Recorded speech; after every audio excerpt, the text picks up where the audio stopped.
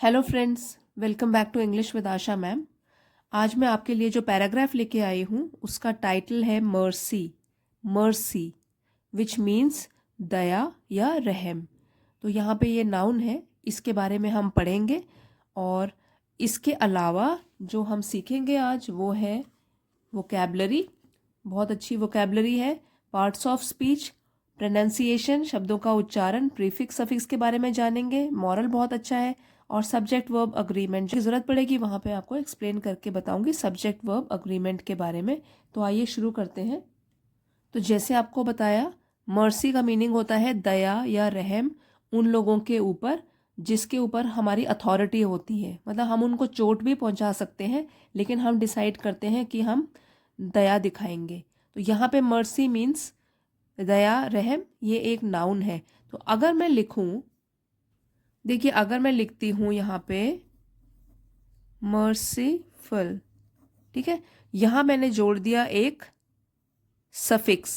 Suffix मतलब किसी word के लास्ट में कुछ छोटे से लेटर्स होते हैं, 2 से बने हुए 3 लेटर 4 लेटर, तो वो होते हैं सफिक्स, जो कि अगर जुड़ जाए तो वर्ड का मीनिंग जो है वो चेंज हो जाता है। तो यहाँ पे मैंने वाई हटा दिया, IFUL ये लगा दिया। FUL it is a suffix. तो यहाँ बन गया ये दयावान, मर्सीफुल एडजेक्टिव बन गया ये। पहले मर्सी क्या था, नाउन, तो मर्सीफुल बन गया एडजेक्टिव। और ये क्वालिटी बता रहा है। अगर कोई दयावान होता है, कोई क्षमा करने वाला होता है, उसको बोलते हैं मर्सीफुल। ठीक है, तो मर्सीफुल हो गया एडजेक्टिव और हमने जो मर्सी पढ़ा वो है नाउन। तो अब इसके बारे में पढ़ते हैं। To forgive an injury. Injury, injury नहीं है, इंजरी। तो फॉरगिव मीन्स माफ करना या क्षमा कर देना। और ये वर्ब का काम कर रहा है यहाँ पे। टू फॉरगिव मतलब अगर माफ कर दें हम या क्षमा कर दें।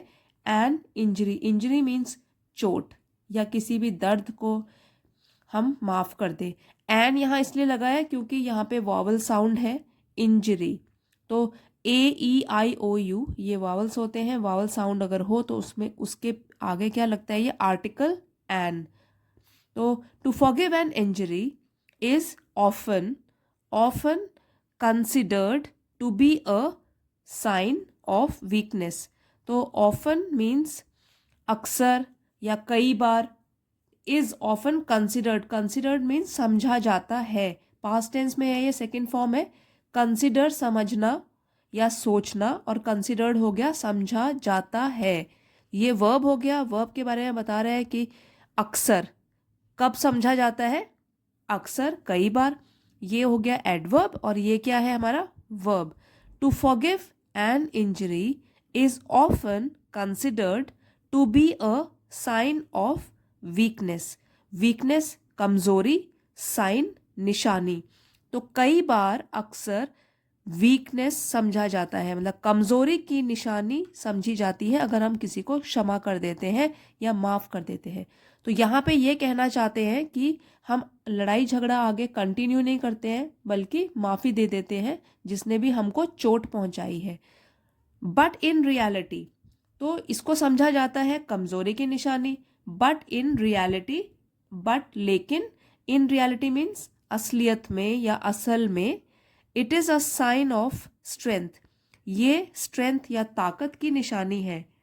तो अगर हम किसी को माफ़ कर देते हैं, ये कमज़ोरी की निशानी नहीं है, ये असल में एक ताकत की निशानी है। ठीक है, रियलिटी है नाउन, असल में असलियत में। अब एक बार इसको फिर से पढ़ते हैं। To forgive an injury is often considered to be a sign of weakness, but in reality it is a sign of strength. अब आगे पढ़ेंगे। It is easy to allow oneself to be carried away. It is easy, ये बहुत आसान है। To allow one self, कि हम अपने आप को अलाउ करें। To be carried away, now carry away ये तो एक फ्रेजल वर्ब है जिसका मतलब होता है कि अपना सेल्फ कंट्रोल या आत्म संयम को खो देना, लूज सेल्फ कंट्रोल। तो कैरी अवे मतलब बह जाना इमोशंस में, अपना सेल्फ कंट्रोल भूल जाना या खो देना। तो बहुत आसान हो जाता है अपने आप अपना सेल्फ कंट्रोल खो देना, बाय रिजेंटमेंट एंड हेट। तो रिजेंटमेंट मीन्स नाराज़गी या गुस्सा, और हेट हो गया नफरत। तो नाराज़गी और नफरत के साथ अपना सेल्फ कंट्रोल, आत्मसंयम खो देना बहुत ही आसान होता है। And into an act of vengeance, और नफरत और गुस्से को हम बना दें एन एक्ट ऑफ वेंजेंस, कि हम बदला लेने पर उतर आए। एक्ट मतलब काम, और वेंजेंस ये है वेंजेंस। तो वेंजेंस मीन्स बदला, ये नाउन है यहाँ पे। हम नाराजगी और गुस्से को बदल दें, किसमें? Into an act of vengeance, एक बदले के काम में बदल दें। But it takes a strong character to restrain, लेकिन it takes a strong character to restrain. Restrain means अपने आप को नियंत्रित करना, ठीक है। यहाँ पर वर्ब है, कोई काम हो रहा है, हम अपने आप को नियंत्रित कर रहे हैं, सेल्फ कंट्रोल दिखा रहे हैं। रेस्ट्रेन नियंत्रित करना। It takes a strong character, तो उसके लिए अगर हम अपने गुस्से को काबू कर लेते हैं या दूसरों को माफ़ी दे देते हैं, उसके लिए क्या चाहिए? एक बहुत ही स्ट्रॉन्ग चरित्र की आवश्यकता होती है, ठीक है। स्ट्रॉन्ग चरित्र होना चाहिए, वही लोग कर पाते हैं। अदरवाइज मेजॉरिटी लोग तो क्या करते हैं? लड़ते झगड़ते ही रहते हैं। लेकिन महान लोग होते हैं जो कि अगर उनको कोई पर्सनल चोट भी पहुंचाई जाए तो वो अगले आदमी को माफ़ कर देते हैं। It takes a strong character to restrain those natural passions. Natural जो स्वाभाविक रूप से होते हैं, और पैशन या जोश या जुनून, तो जो स्वाभाविक तरीके से भगवान ने हमारे इमोशंस बनाए हुए हैं, तो ज़्यादातर लोग क्या करेंगे? माफ़ी नहीं देंगे, आगे लड़ाई को बढ़ाएंगे ही। लेकिन जो स्ट्रॉन्ग कैरेक्टर वाले होते हैं, स्ट्रॉन्ग चरित्र वाले लोग होते हैं, वो नेचुरल पैशंस जो है इनको नियंत्रित कर देते हैं। The man who forgives an injury proves himself to be the superior.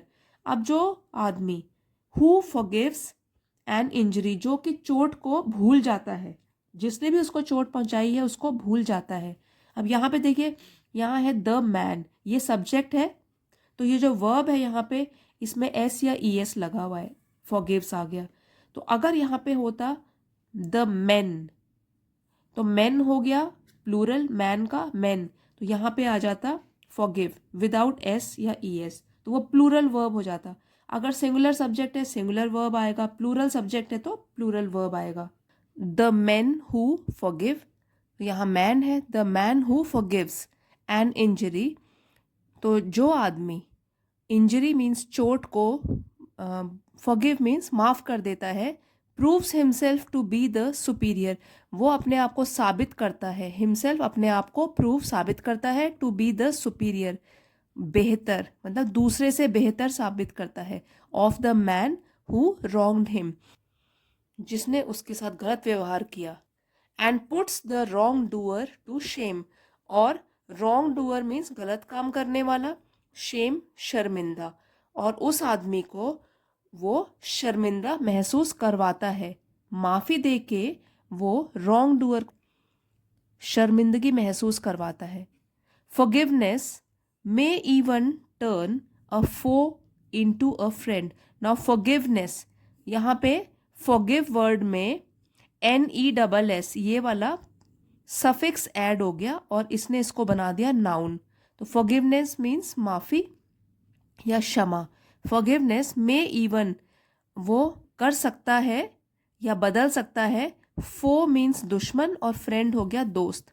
एक दुश्मन को भी दोस्त में बदल सकता है। अगर हम माफ़ी दे देते हैं तो हो सकता है जो हमारे दुश्मन हैं वो भी चेंज हो जाए, उनमें चेंज आ जाए उनके बिहेवियर में, और वो हमारे दोस्त बन जाए। सो इसलिए कहा गया है mercy is the noblest form of revenge. Mercy जो क्षमा या माफ़ी या रहम है, दया है, वो नोबलेस्ट मीन्स सर्वोत्तम, और सर्वोत्तम यहाँ पे है एडजेक्टिव। एडजेक्टिव की भी सुपरलेटिव डिग्री, तो 3 डिग्रीज होती हैं एडजेक्टिव की, positive degree, comparative degree, superlative degree. तो यहाँ पे द के साथ EST जब आता है वो हो जाता है एडजेक्टिव की सुपरलेटिव डिग्री।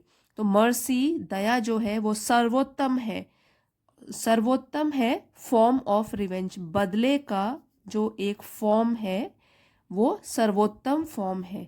मतलब अगर हम किसी को माफ़ कर देते हैं तो वो भी हमारी विजय कहलाई जाएगी, जीत कहलाई जाएगी, क्योंकि वो बदले का ही एक फॉर्म है। हमने किस रूप में बदला ले लिया? जो हमारे एनिमी है, दुश्मन है, उसको माफ़ कर दिया और उसका पूरा का पूरा बिहेवियर चेंज कर दिया। वो एक अच्छा आदमी भी बन सकता है अगर हम उसको माफ़ करें, तो हो सकता है बाद में उसके बिहेवियर में चेंज भी आ जाए। तो इसीलिए कहा गया है कि जो दया है वो सर्वोत्तम फॉर्म है बदले का, या सबसे अच्छा तरीका है बदला लेने का।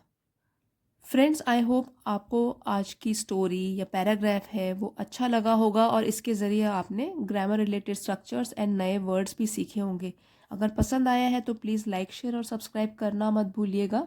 Thank you everybody for watching. See you next time.